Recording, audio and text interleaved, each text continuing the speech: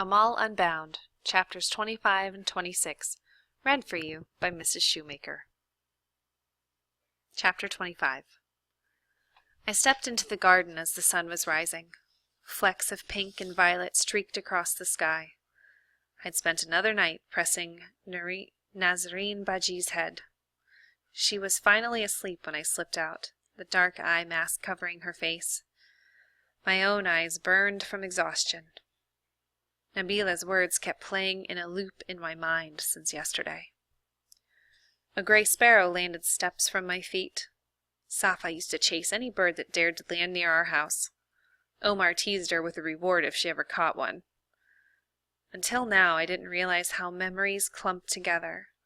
Remembering one unlocked another, and then another, until you were drowning in a tidal wave threatening to sweep you away. I thought as time passed my memories would hurt less, but grief was a funny thing. 1 minute I thought I'd made my peace, and the next I remembered my house so clearly I could almost touch it. The longing threatened to claw my insides raw. Tears slipped down my cheeks. Why did I do it? Why did I let my temper get the best of me that day outside the market? Regret, I was learning, was the sharpest knife there was. The sparrow pecked the ground a moment longer before she fluttered her wings and flew above the tree line, over the brick walls, and out of sight. I felt someone else's presence. Looking back, I tensed. It was Nabila. "It's hard, but it gets easier with time," she said. "That's impossible," I said. "What I do is keep my family, my friends, my old life, all in a separate part of my heart, and try not to go there too often. The more parts you keep closed, the less it can hurt you." But I could not forget my family and friends. It did hurt to think about them, but I was not going to forget them just because I was bound to this estate. If I stopped remembering my life before this, what reason would I have to go on? "It helps to look forward to things," she said. "I'm visiting my family in a few months. I'll get to see my brothers and sisters, my cousins too." She smiled. It was the first time she smiled at me. Without the harshness of her downturned lips, she was beautiful. Maybe Momtaz's words had settled in. Maybe she finally understood my circumstances were the same as hers. Whatever the reason, I appreciated the truce. "I also like spending time in the garden," she continued. "I look forward to feeding Chatu every day. It's not much, but having things to be happy about, even little things, helps. Sometimes I go to the marketplace down the street from here. They have all kinds of things there, even books sometimes." "There's a market?" I asked her. "Yes, just about a 5-minute walk from here," she said. "I don't have any money to buy anything, but I like to browse the snack stall and look at the different fabrics for sale." "We can go to the market all by ourselves?" "If we finish our work and no one needs us, why not?" I looked at the brick walls surrounding the property. Who knew when I'd have enough free time to actually see the market for myself? But the thought of walking past the gates and being away from this house, even for just a few hours, eased a little of the ache settling into my chest. Chapter 26. "How is your headache, Nazarene Baji?" I asked her the next morning. "Thanks to you spending the last 2 nights massaging my head, much better. I'm heading out to meet a friend for a little while." "I'm glad. What should I do while you're gone?" "You deserve some rest." She finished applying her lipstick. "Just finish tidying up the room, and you can have the rest of the time to yourself until I return." I thought it would be days, weeks maybe, until I could venture beyond this estate. My head was foggy from another sleepless night. But when would I have this chance again? I quickly straightened her room after she left and slipped on my satchel. "Where are you off to?" Mumtaz asked when she found me in the foyer. Just a walk. Nazarene Baji said I could have the afternoon to myself while she was gone. I hurried down the foyer and out the door. Sliding my shawl over my head to shield my eyes from the bright sun, I approached the gate and the stocky guard holding a rifle. I had forgotten about him.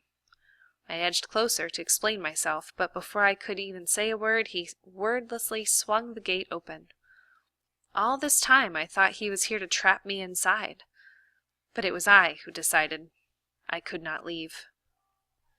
I walked until the lush grounds of the estate melted into the main road. For a brief second I considered turning right, toward home, but it took so long to drive here I could never walk home and back in one afternoon. I craned my neck. A smattering of buildings dotted the horizon. I followed a few winding roads until I reached the market. I paused. From a distance it had looked like my own open-air market. There were even signs for the butcher, sweetmaker, and milk store, but the buildings were boarded up. There was no one here. The sun blazed down as a wave of heaviness settled over me. Even if the market had been a perfectly fine one, it wouldn't have been my market.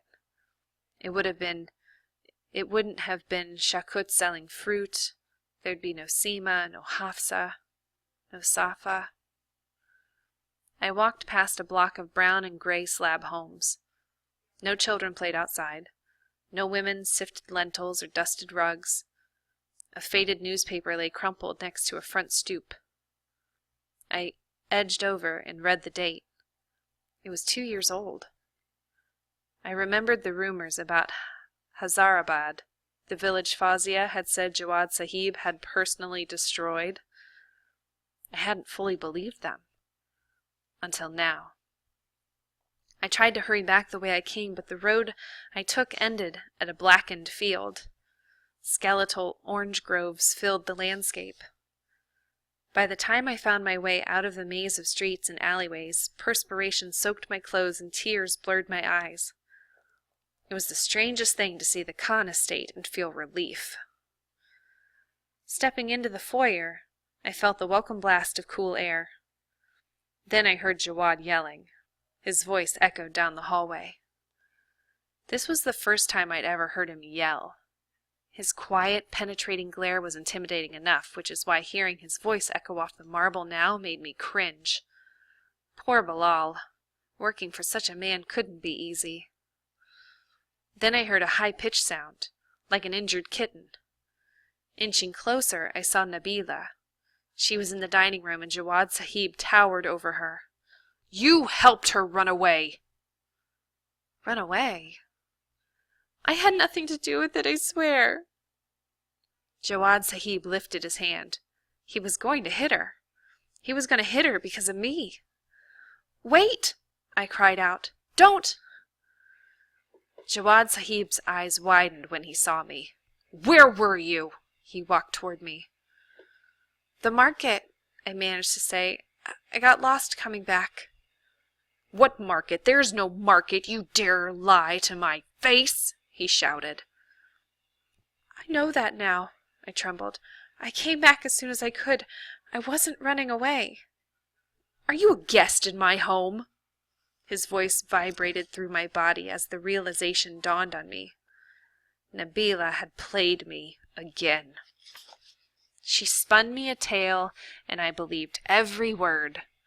I needed to explain to him exactly what happened this time.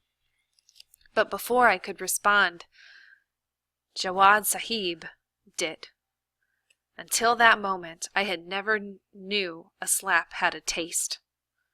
A metallic taste in your mouth, like blood. Someone gripped my elbow. They pulled me toward them. Nazarene Baji. "Jawad! I'm not letting this go unaddressed." "It's addressed. You've made your point. Don't lay another hand on her." "She was running away." "Running away? What is she doing here then?" He leaned toward me. "Changing your mind doesn't buy you penance. I'll decide your punishment, but you will never disrespect me again."